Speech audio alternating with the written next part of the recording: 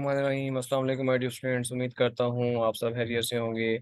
आज हम अपना नेक्स्ट टॉपिक डिस्कस करने जा रहे हैं जो कि second year physics second chapter का जो है वो सेकंड टॉपिक बनता है, सोर्सेज ऑफ करंट। तो ये बेटा आपका जो टॉपिक है ये शॉर्ट क्वेश्चन के लिए इंपॉर्टेंट है और एमसीक्यू वगैरह के लिए।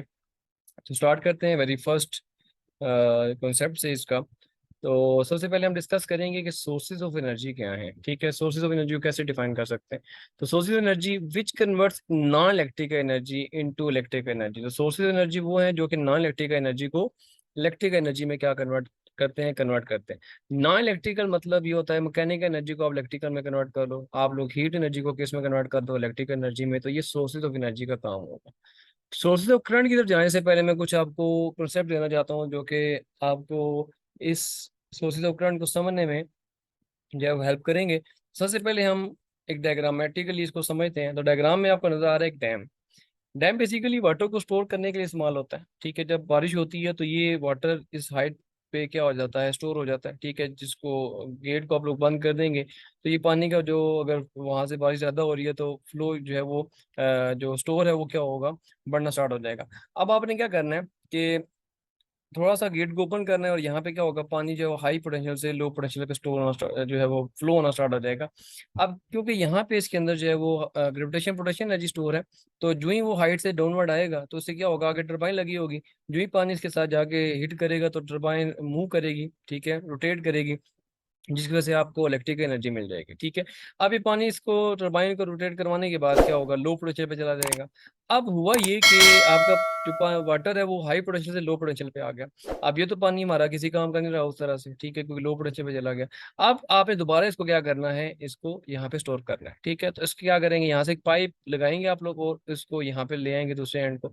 अब अगर ऊपर लेके जाना है तो डेफिनेटली आपको क्या करना पड़ेगा, वर्क डन करना पड़ेगा। तो यहाँ पे हम क्या करेंगे कि लगा देंगे मोटर। मोटर लगाने की वजह से क्या होगा कि पानी लो पोटेंशियल से हाई पोटेंशियल पे चला जाएगा। अब इससे बात हमें ये समझ आए कि जब भी आप लोगों ने फ्लो को डिस्कस करना है या फ्लो चाहिए आपको, तो हमेशा एक एंड आपका हाई पोटेंशियल पे होगा, हाइट पे होगा, दूसरा जो है वो आपके पास किधर होगा, लो पे। अब एक और एग्जांपल से इसको समझते हैं। लेट्स सपोज आपके पास कॉइन्स हैं और फ्लैट सरफेस के ऊपर पड़े हुए हैं। तो आप देखेंगे इनके अंदर कोई किसी किस्म का आपके पास जो है वो फ्लो नहीं आएगा। अब आपने इनको उठाना है। ठीक है, तो आप लोगों ने उठा लिया अपने हाथों में। अब जब उठाएंगे तो आपने ऐसा करना है कि ऐसा सरफेस पोज करना है जो कि फ्लैट तो हो लेकिन थोड़ा सा टिल्ट हो। ठीक है, अब ये वाली जो है वो इसकी हाई पोटेंशियल हो जाएगा या हाई टिल्ट है ये आपका एंड, और दूसरा जो है वो किधर है, वो लो पे है। ठीक है, तो अब क्या होगा, जो यहाँ पे इनको यहाँ पे गिराएंगे तो यहाँ से ये मूव करके नीचे वाली साइड पे जाना स्टार्ट कर देंगे, यानी कि हाई पोटेंशियल से ये लो पोटेंशियल की तरफ जाना स्टार्ट कर देंगे। बेटा करंट भी कुछ ऐसे ही जो है वो फ्लो करता है। ये चीजें आपको समझने में जो है वो आसानी प्रोवाइड करेंगी। याद रखें बेटा कि जब भी किसी चीज़ का फ्लो आप लोगों ने डिस्कस करा है तो हमेशा दो पॉइंट के बिटवीन डिफरेंस होना लाजमी है, जिसको आप करंट के कॉन्सेप्ट के अंदर पोटेंशियल डिफरेंस का नाम देंगे। तो स्टार्ट करते हैं। When two conductors at different potential are joined by a metallic wire, आप वायर के साथ आप किसी कनेक्टर को कनेक्ट करते हो। ठीक है, current will flow through the wire. तो आप क्या करेंगे, वायर को किसी भी करंट सोर्स के साथ कनेक्ट करते हैं तो पॉजिटिव से जो कनेक्ट करेंगे वो हाई पोटेंशियल पे होगा, जो नेगेटिव कनेक्ट करेंगे वो लो पोटेंशियल पे होगा। The current flow from high potential to low potential until both are at the same potential.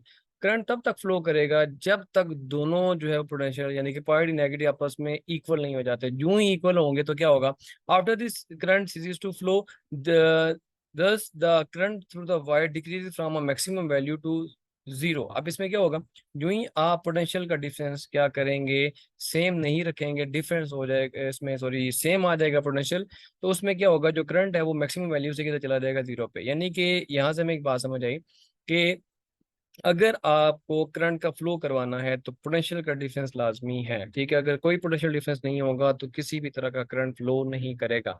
In order to have constant current the potential difference across the connector should be maintain constant. उसमें आपने याद रखना है कि potential difference कभी भी आपका zero पे नहीं आना चाहिए, वो किसी स्पेसिफिक वैल्यू कांस्टेंट पे आना चाहिए। एक हाई पोटेंशियल हो दूसरा लो पोटेंशियल हो, तभी आपका करंट क्या होगा, फ्लो करेगा। तो होपफुली आपको ये पॉइंट समझ आ गया होगा। मैं इसकी समरी आपको बता देता हूँ इन सिंपल वे में। करंट तब तक फ्लो करेगा जब तक पोटेंशियल डिफरेंस आपका है दो टर्मिनल के बिटवीन। अगर पोटेंशियल डिफरेंस नहीं है दो टर्मिनल के बिटवीन तो किसी भी तरह का करंट जो है वो फ्लो नहीं करेगा। तो होपफुली ये पॉइंट आपको बेटा समझ आ गया।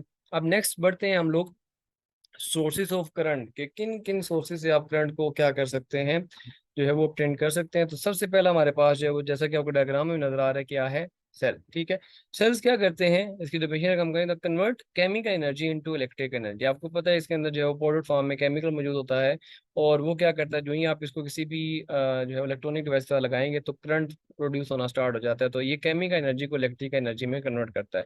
इसकी वजह दो टाइप्स होती हैं, एक आपके पास जो है वो होती है प्राइमरी, और दूसरी होती है आपके पास सेकेंडरी। तो याद रखें आप लोग कि प्राइमरी होते हैं नॉट रिचार्जेबल, ठीक है, जिसको आप रिचार्ज नहीं कर सकते वो प्राइमरी होते हैं, और जिनको आप रिचार्ज कर सकते हैं, ठीक है, वो आपके पास होते हैं सेकेंडरी। तो प्राइमरी नॉट रिचार्जेबल और सेकेंडरी रिचार्जेबल।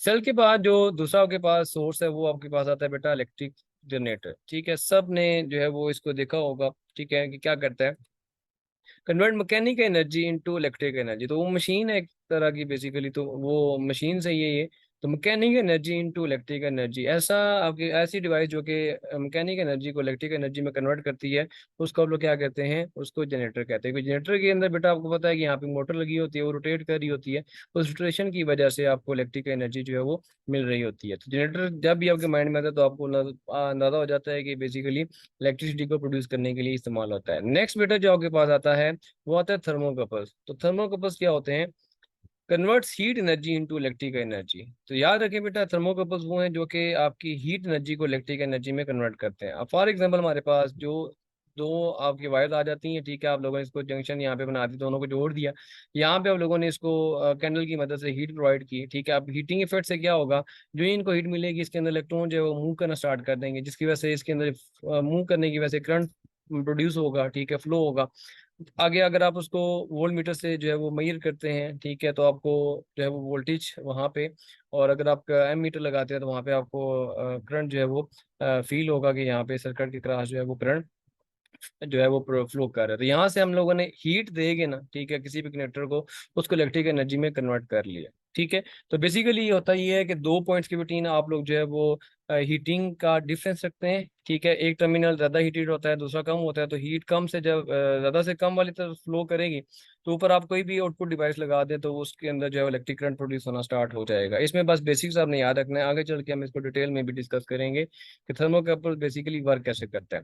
इसके बाद बेटा जो नेक्स्ट है सोलर एनर्जी। तो ऐसी ये एनर्जी जो कि रीन्यूएबल एनर्जी, यानी कि इसको दोबारा आप क्या कर सकते हैं, यूज कर सकते हैं, ये आपकी वेस्ट नहीं होती। ठीक है, कैसे, which converts light energy into electrical energy. तो याद रखें ये सोलर सेल वो है, या सोलर एनर्जी वो है जो कि आपकी होती है लाइट एनर्जी को इलेक्ट्रिक एनर्जी में कन्वर्ट करती है। ठीक है, ये बेटा आपकी जो है एटमॉस्फेयर फ्रेंडली भी है, क्योंकि ये किसी भी तरह से आपके जो है वो एनवायरनमेंट को पोल्यूट नहीं करती। लेकिन जनरेटर आपके पास जो है ना, ये एनवायरनमेंट फ्रेंडली नहीं आता, ये आपके एनवायरनमेंट को पोल्यूट करता है। ठीक है, तो होता क्या है सोलर प्लेट्स के अंदर, कि सनलाइट से आप लोग सोलर प्लेट्स के ऊपर जब लाइट को फॉल करते हो, ठीक है, तो आगे जो इसके अंदर कन्वर्टर लगा होता है जो कि लाइट एनर्जी से जो बनने वाली है आपके पास एनर्जी आती है, वो उसको इलेक्ट्रिक एनर्जी में क्या कर देता है, कन्वर्ट कर देता है। तो ये बेटा आज का आपका शॉर्ट सा टॉपिक था, सोर्सेस ऑफ करंट। ठीक है, तो होपफुली आपको ये टॉपिक समझ आ गया होगा।